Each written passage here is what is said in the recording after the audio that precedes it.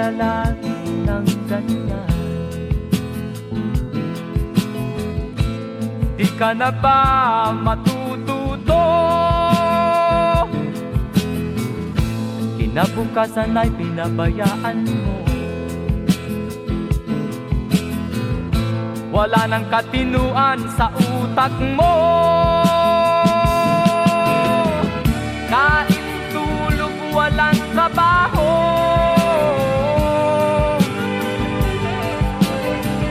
Di ka ba nahihiya sa asal mo?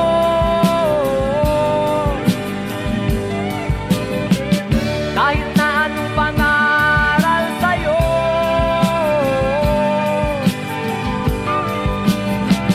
di pumapasok sa iyong ulo.